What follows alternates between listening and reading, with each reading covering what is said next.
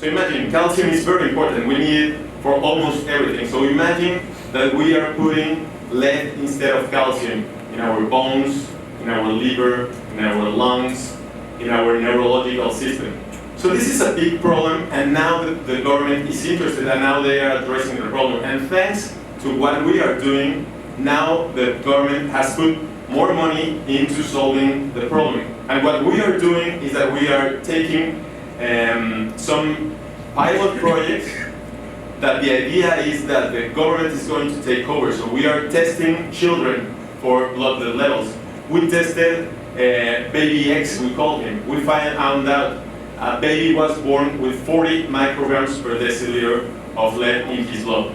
He was born with that level. That level is a problem. And no one would have ever seen that problem if it wasn't for us. This kid, he is totally recovered. There's no damage in his brain system because we removed lead at a good time.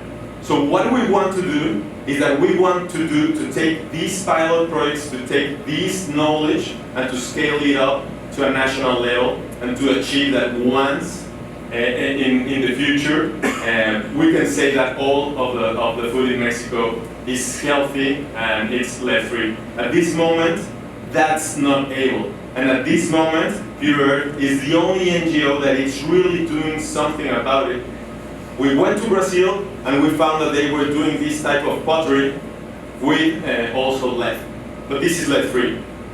This is the first lead-free plate that was made in Brazil, because one thing that we do is that we have a south-to-south cooperation. So it was Mexican technology that was brought to Brazil. And this is really interesting because it's nothing, it's not like we bring the solution that we want. We tailor the solution. We first need to listen to what's happening, and then we create a solution that is specific for that site.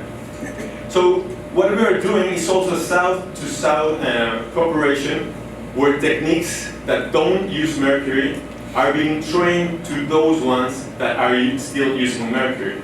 So this is really interesting because we are changing livelihoods without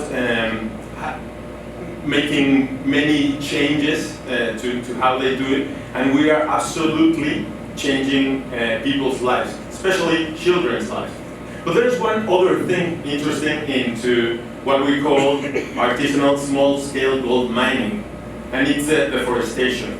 As you know, the Amazon, which could be considered as the central park of the world, it's been destroyed by many reasons. And one of these reasons is because of mercury.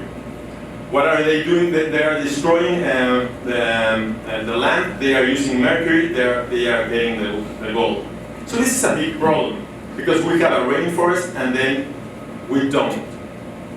And what we've done in Peru, which is a really interesting program, is to bring the rainforest back. And we are not doing it by just putting random plants and just leaving them.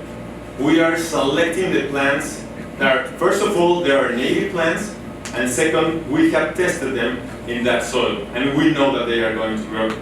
And the thing that I like very much about this is that we are not only recovering the land, we are not only getting more interest into the solution, because now the Department of State also wants to join in, the government of Peru wants to join in, Tiffany Foundation wants to join in, and most importantly, we can see that we are bringing hope to the people.